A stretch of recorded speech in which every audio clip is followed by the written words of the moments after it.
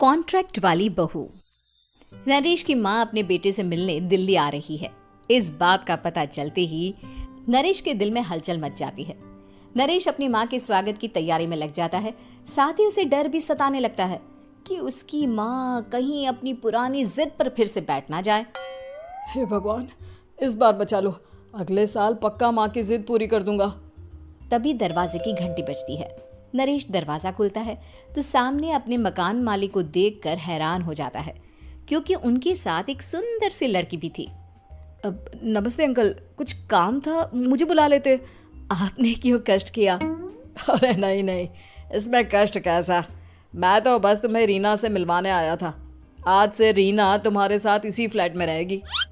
Uncle, कोई लड़का flatmate नहीं है? एक अनजान लड़की के साथ रहना मेरे लिए थोड़ा अजीब होगा। देखो नरेश, मैं तुम्हें पहले भी बता चुका हूँ कि इस फ्लैट में तुम्हें किसी ना किसी के साथ एडजस्ट करना ही होगा, या फिर तुम अकेले पूरे फ्लैट का किराया दे दो, मैं किसी को नहीं रखूंगा।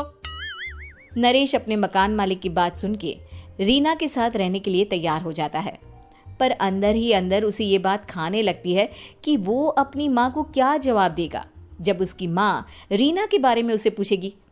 दिन बीतने लगते हैं। नरेश और रीना अच्छे दोस्त भी बन जाते हैं, पर अभी भी नरेश अपनी प्रॉब्लम का सॉल्यूशन नहीं ढूंढ पाता। एक दिन नरेश बहुत परेशान सा बैठा होता है। तभी रीना उसे पूछती है, क्या हुआ नरेश, तुम काफी परेशान लग रहे हो, सब ठीक तो है ना? हाँ सब ठीक है, बस एक छोटी सी प्रॉब्लम है। वो एक्चुअली 2 दिन बाद मेरी माँ मुझसे मिलने आ रही है। अरे तो इसमें प्रॉब्लम क्या है, ये तो खुशी की बात है। हाँ रीना, बट मेरी माँ एक जिद लेकर बैठ गई है कि मैं शादी कर लूँ, पर मैं अभी इस चीज़ के लिए तैयार नहीं हूँ। ऊपर से जब वो तुम्हें देखेगी तो 100 सवाल करेगी, क्या जवाब दूंगा? अरे इसमें कोई टेंशन वाली बात नहीं है, मेरे पास ना इस प्रॉब्लम का सलूशन है, जिससे ना तुम्हें शादी करनी पड़ेगी और ना ही तुम्हारी माँ मेरे बारे में कुछ पूछेंगी। रीना की बात सुनकर नरेश सोच में डूब जाता है। वो सोचता है कि रीना खुले ख्यालों वाली लड़की है, कहीं माँ को सच बता ना दे। नरेश को सोच में डूबा देखकर रीना कहती है, अरे क्या हुआ, किस सोच में पड़ गए? डोंट वरी, जैसा तुम सोच रहे हो ना वैसे कुछ भी नहीं है, मेरे पास एक प्लान है। मैं कुछ समझ नहीं पा रहा हूँ, कैसा प्लान? मैं समझाती हूँ। हम ना एक कॉन्ट्रैक्ट मैरिज कर लेते हैं। फिलहाल मेरे पास जॉब नहीं है, तो तुम इस रूम का किराया दे देना जब तक तुम्हारी माँ यहाँ रहेंगी, सिर्फ तब तक। और तुम अपनी माँ से कह देना कि मैं तुम्हारी पत्नी हूँ, इससे वो मेरे यहाँ रहने पर कोई सवाल भी नहीं करेंगी। अरे बात तुम्हारी ठीक है, पर माँ से झूठ बोलना, ना ना पापा, मैं ये रिस्क नहीं ले सकता। कोई और आइडिया दो ना तुम। देखो मंजूर हो तो बोलो, वरना सच बता दो, मुझे कोई प्रॉब्लम नहीं है। रीना की बात सुनकर नरेश सोच में डूब जाता है। बहुत सोचने के बाद जब उसे कोई रास्ता नहीं मिलता तो वो रीना के बताए हुए रास्ते पर चलने के लिए तैयार हो जाता है। वो रीना से बात करता है और अपनी माँ की पसंद और नापसंद के बारे में बताता है। रीना भी नरेश की सभी बातों को ध्यान से सुनती है, ताकि कहीं उससे कोई गलती ना हो जाए। आखिर वो दिन भी आ जाता है जब नरेश की माँ उससे मिलने दिल्ली आ जाती है।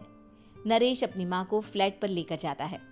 जैसे ही नरेश की माँ फ्लैट के अंदर जाती है, रीना उसके पैर छू लेती है। ये देखकर नरेश की माँ थोड़ी घबरा जाती है और नरेश से पूछती है, अरे बेटा नरेश, ये कौन है? माँ, ये आपकी बहू रीना है। माफ़ी चाहता हूँ, सब कुछ इतनी जल्दी में हुआ कि आपको बता ही नहीं पाया, इसलिए सोचा कि क्यों ना आपको सरप्राइज दिया जाए। अरे बेटा, मैं तो बस तेरा घर बसा हुआ देखना चाहती थी। हाँ, बहुत अरमान थे अपनी इकलौते बेटी की शादी को लेकर, लेकिन कोई बात नहीं, शायद किस्मत को यही मंजूर होगा।